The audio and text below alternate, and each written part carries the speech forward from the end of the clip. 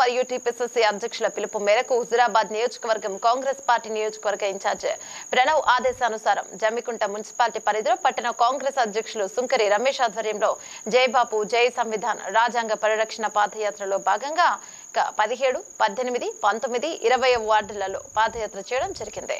జై బాపు జై భీమ్ జై సంవిధాన్ కార్యక్రమానికి ముఖ్య అతిథిగా వరంగల్ కూడా చైర్మన్ ఇనగల వెంకటరామిరెడ్డి మరియు కరీంనగర్ కార్పొరేటర్ అశోక్ రావు గారు, పిసిసి మెంబర్ బొమ్మనపల్లి అశోక్ రెడ్డి హాజరై మాట్లాడుతూ ఏఐసిసి పిలుపు మేరకు తెలంగాణ రాష్ట్ర వ్యాప్తంగా ఉన్న అన్ని నియోజకవర్గాలలో ఈ కార్యక్రమాన్ని గత 5 రోజులుగా నిర్వహించడం జరుగుతోందని, పార్లమెంట్ సాక్షిగా కేంద్ర హోంశాఖ మంత్రి అమిత్ షా రాజ్యాంగాన్ని అంబేద్కర్ ను అవమానపరచడమే కాకుండా బడుగు బలహీన వర్గాలపైన చిన్న చూపు చూస్తున్నారని ధ్వజమెత్తారు. ప్రతి కాంగ్రెస్ కార్యకర్త కార్యక్రమాన్ని విజయవంతం చేయడంలో తమ వంతు సహాయ సహకారాలు అందించాలని కోరారు. కార్యక్రమంలో Jammikunta market committee vice chairman Erram Satish Reddy, మాజీ దేవస్థాన చైర్మన్ దేశిని కోటి, మాజీ కౌన్సిలర్స్ పొనగంటి మల్లయ్య, బొంగుని వీరయ్య గౌడ్, దేశిని సదానంద, దిద్ది రాము, రావికంటి రాజు, శ్రీహరి, పిట్టెల రమేష్, మహిళా కాంగ్రెస్ అధ్యక్షురాలు పూదరి రేణుక, శివకుమార్ గౌడ్ మరియు వార్డు అధ్యక్షులు, సీనియర్ కాంగ్రెస్ పార్టీ నాయకులు తదితర అనుబంధ సంఘాలు పాల్గొన్నాయి.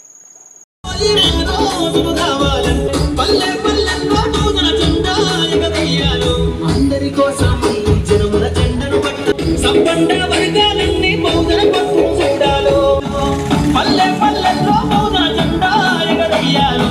అందరి కోసం జనముల జెండను పట్టాలి, బతుకుల్లో వెలుగులు నింపాలి. బిడ్డల చూసి పేదల పొత్తును తెలవాలి, ప్రజల దండును గట్టి ఉద్యమ కాగడనెత్తాలి. పల్లె పల్లెల్లో బహుజన జెండా ఎగరయ్యాలి, అందరి కోసం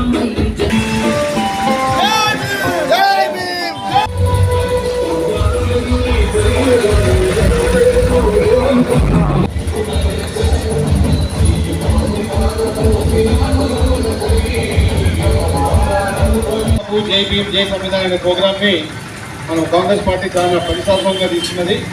తెలంగాణ రాష్ట్రంలో 119 కాన్స్టిట్యూన్సీలో ఈ ప్రోగ్రామ్ పల్లె పల్లెన వాడన తిరుగుతూ మనం చేస్తున్నాము. గత 5 రోజులకి ఇవాళకి 5వ రోజు, ఒక రోజు హాలిడే తీసేస్తే ఈ ప్రోగ్రామ్ని కాంగ్రెస్ పార్టీ ఎంత సీరియస్గా తీసుకుందంటే, మేము కూడా నాకు కూడా 2 కాన్స్టిట్యూన్సీ ఇన్ఛార్జ్ ఇచ్చినా కూడా ప్రతి మండలంలో ప్రతి గ్రామంలో నేను కూడా ఇప్పుడు 20 మీటింగ్లకు పోయినాను.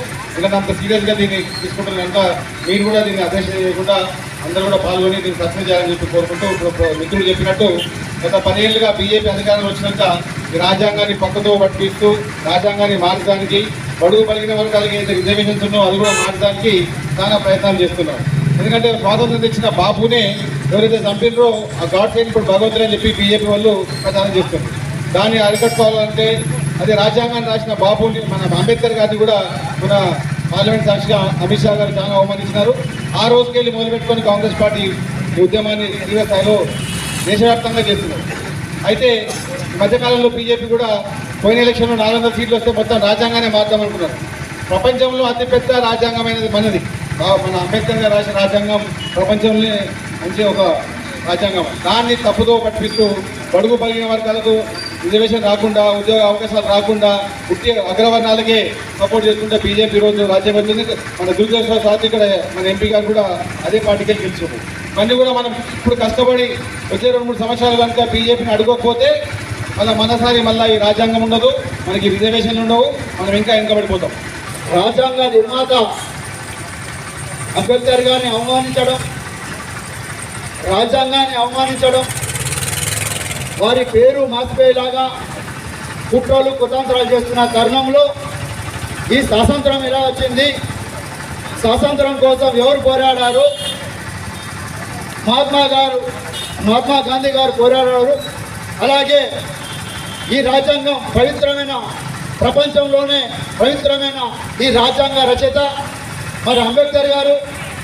మరి ఇలాంటి గొప్ప నాయకులను పేరు లేకుండా చేసే కుతంత్రాలు చేస్తున్న బీజేపీ నాయకులను తిప్పికొట్టడానికి ప్రతి పల్లెలో, ప్రతి ఓడలో, ప్రతి గల్లీలో వెళ్ళి మన స్వాతంత్రం ఎలా వచ్చింది, ఈ రాజ్యాంగ నిర్మాణం ఎలా జరిగింది అనే చెప్పి మరి ఒకసారి వాళ్ళందరికీ, ప్రజలందరికీ గుర్తు చేస్తూ మరి ఈరోజు ఇక్కడ కొత్తపల్లిలో నిర్వహించుకున్నాం. మరి అందరూ కూడా పాల్గొన్న వారికి ధన్యవాదాలు. ఈ అవకాశం కల్పించిన పట్టణ కాంగ్రెస్కు